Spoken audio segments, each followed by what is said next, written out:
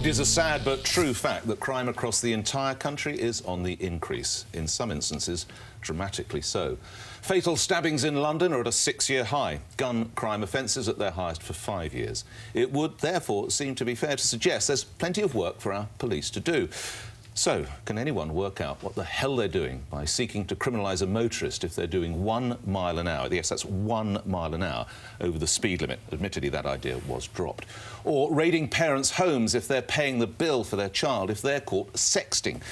Well, it's time to stop this cop-out and go after real criminal behaviour, not the low-lying, tick-box-filling easy pickings that alienate the police from those who deserve to be policed.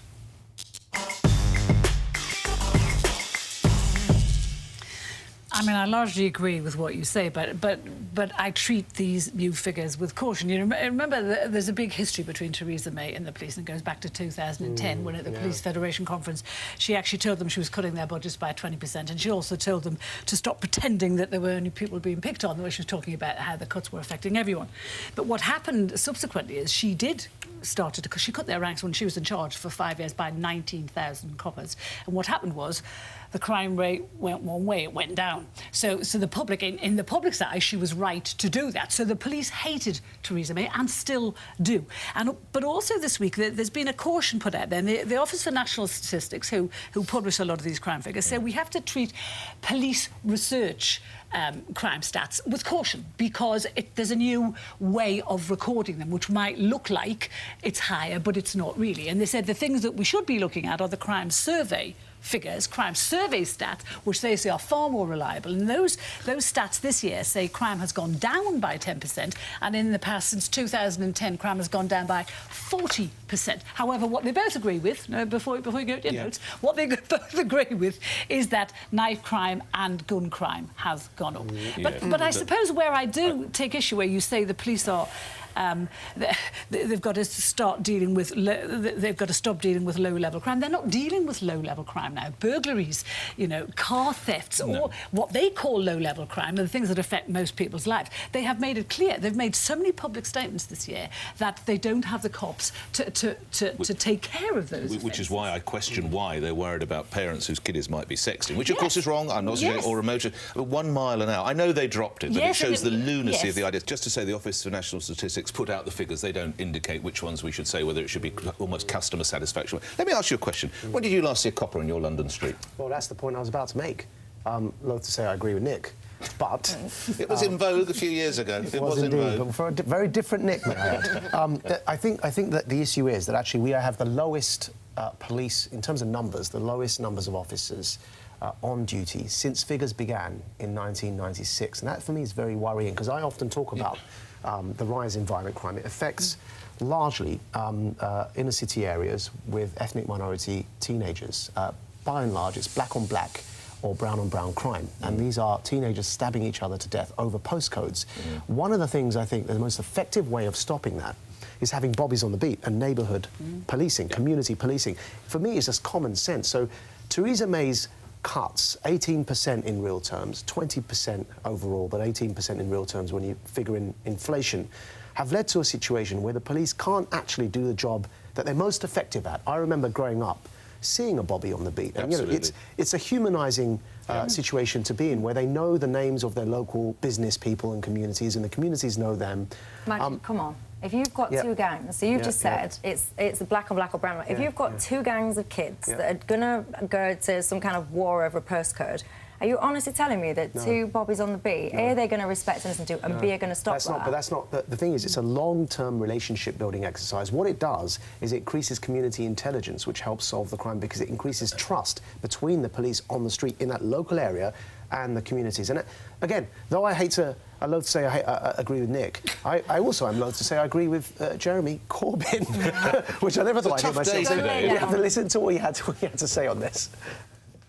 After 7 years of cuts, will the Prime Minister today admit that her government's relentless cuts to police, probation services and social services have left us less safe?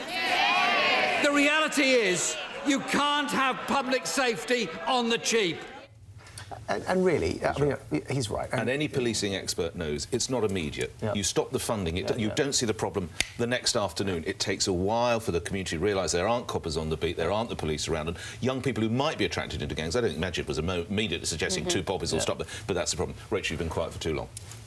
I went to a church meeting the other day because they're going to close my local police station in Notting Hill, and actually there's only going to be one police station in the borough, and that's going to be, I think, in Chelsea. And, you know, lots and lots of locals came to this meeting, and the police had to get up and explain, you know, they had been cut back to the bone, but they also explained they police in a different way now.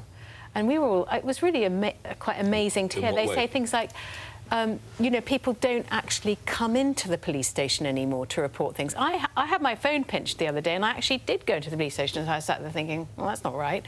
They say that, you know, they don't have so many community officers on the streets. And then they said that they want to use the internet much more to do local policing. They say people are reporting things on Twitter. And they said, no, but then they proceeded to say that the way they dealt with the offence or the potential crime was just as effective as having a local police station and bobbies on the beat. Tell that to the victims of the 20 people who were stabbed. That's what they said. And they are closing the police station. I have huge respect for the police, but they haven't done themselves any favours this year. No. They've been involved in some stupid Twitter PR spats. stuff. Well, not just that, but also the Dodgem incident, the painting names. Well said. They're not there to raise money for charity. They're there to actually police and catch criminals. Absolutely. And I think the way many of the public feel they've been led down by them is in this low-level crime, with burglaries and car crime. The things that affect us all the most, thankfully, not many of us are, and hopefully never will be, by serious crime, by gun crime. Hopefully. We do have to acknowledge a lot of it isn't their fault. There is this kind of silly Twitter spat stuff they're involved in. They bring it up on themselves, though, Maggie. Yes, they bring a bit on But the themselves. cuts, they didn't bring it on themselves, and that is by far and large the biggest factor in why we're what seeing Nick the was rise saying in was there violent has crime. to be a hierarchy of police effort when it comes to different sorts of crime. Yeah.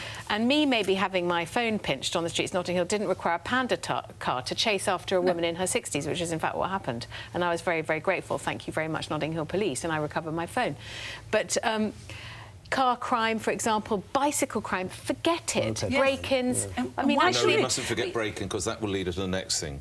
Don't ever leave, because if criminals start getting away with breaking, it will just get ever. I think they but will they don't want it, but you know they have to. It's a bit like the CPN. It's a bit like the Crown Prosecution Service. The police have to have a reasonable expectation of identifying the suspect. If they don't, they are not going to waste police time on it. The one thing we haven't said, which I'm sure we'd all agree, is that sadly, in many instances, they've become an adjunct of the social services departments, because a lot of it is emotional health care issues with these poor souls who actually should have some kind of, if not residential care.